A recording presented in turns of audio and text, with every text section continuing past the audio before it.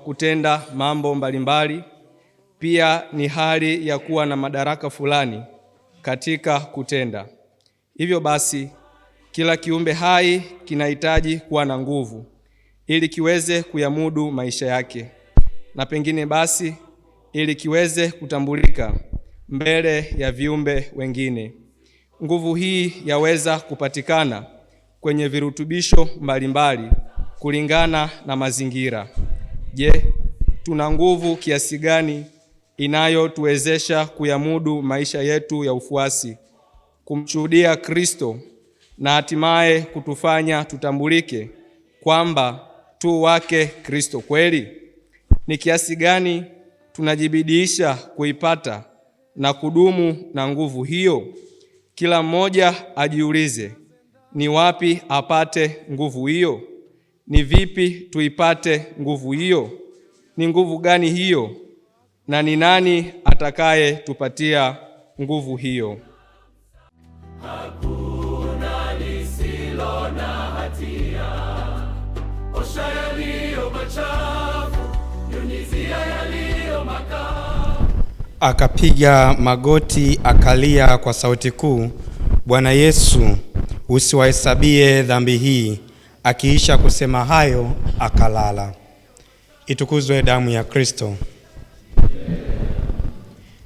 Wapendwa, ni katika kitabu cha Matendo ya Mitume sura ya 7 aya 54 hadi ya 60 ambapo tunasikia maneno haya, maneno ambayo ni kilele cha utume wa Stefano, shemasi na shahidi wa kwanza. Ni moja kati ya wale mashemasi 7 waliochaguliwa na mitume ili kuwasaidia, na hii tunasoma katika kitabu cha Matendo ya Mitume sura ya 6 aya ya 1 hadi ya 7. Wapendwa, shemasi Stefano ni shemasi ambaye leo katika kilele cha mahubiri yake anauawa kwa kupigwa mawe na watu ambao walikuwa wanawahubiria. Hii ni baada ya yeye kujawa na Roho Mtakatifu. Tunaambiwa alitazama mbinguni akaona utukufu wa Mungu na Yesu akisimama upande wa mkono wa kuume wa Mungu, na ndipo Yohane akashuhudia maneno hayo kwa watu wake na kifo chake kikamkuta. Ni mambo gani basi ya kujifunza kutoka kwa shemasi Stefano? Yapo mambo makuu mawili ambayo tunaweza tukajifunza kutoka kwake. Jambo la kwanza ni ushuhuda wa imani thabiti ya shemasi Stefano. Wapendwa, ushuhuda wa imani thabiti katika maisha yetu, hata sisi mara kadhaa katika maisha ya utume au nyakati mbalimbali za maisha yetu tunakumbana na upinzani, tunakumbana na hali za kukataliwa na kupingwa, hata na kuumizwa. Mara kadhaa tunashindwa kuvumilia mambo hayo, kama vile tusomavyo historia mbalimbali za watakatifu na mashahidi waliokufa kwa ajili ya kuitetea imani yao. Tunaona mfano mzuri pia kwa shemasi Stefano leo. Kumbe tunaalikwa tusikate tamaa, na badala yake turudi na tusimame imara katika kuitetea imani yetu. Fundisho la pili ni msamaha kama kilele cha maisha ya Mkristo Mkatoliki. Msamaha kama kilele ambacho kinaelezea maisha ya Mkristo Mkatoliki. Katika maisha ya Mkristo Mkatoliki tunaalikwa kuishi maisha ya upendo na msamaha. Katika kifo cha shemasi Stefano tunayasikia maneno ambayo yanalandana na maneno ya Kristo Yesu pale msalabani, maneno ambayo hayatofautiani sana, ambapo shemasi Stefano anasema ye mwenyewe, Bwana usiwahesabie dhambi hii, na akisha kusema hayo anakata roho. Na hiyo tunasoma katika kitabu cha Matendo ya Mitume sura ya 7 aya 59 hadi ya 60. Ni maneno ambayo tumeshasema hayatofautiani, maneno ambayo yanatualika tuishi Ukristo, yanatualika tuishi upendo, yanatualika tuishi msamaha ndani mwetu, na hayo yote tunaweza tukayaishi kama tukiomba nguvu ya Roho Mtakatifu katika maisha yetu. Wapendwa, ni siku ya 6, siku ambayo katika novena hii ya Pentekoste au novena ya Roho Mtakatifu tunaona baada ya kufanya shauri kwa hekima na akili, sasa leo Roho Mtakatifu anatujalia paji paji ya nguvu katika maisha yetu, paji ambayo anatuhitaji itusindikize katika safari ya Ukristo wetu, katika safari ya kuishi upendo na msamaha. Katika mafundisho ya Kanisa Katoliki, paji la nguvu si nguvu za kimwili, wala haimaanishi nguvu za kimwili, na badala yake paji ya nguvu ni paji ambayo linatupa uwezo au nguvu ya kiroho ambayo Roho Mtakatifu mwenyewe anaitoa. Roho Mtakatifu anatujalia paji hili ili tuweze kuishika imani yetu na kuiishi ipasavyo. Ni kama vile mfano wa shemasi Stefano, shahidi na mtume.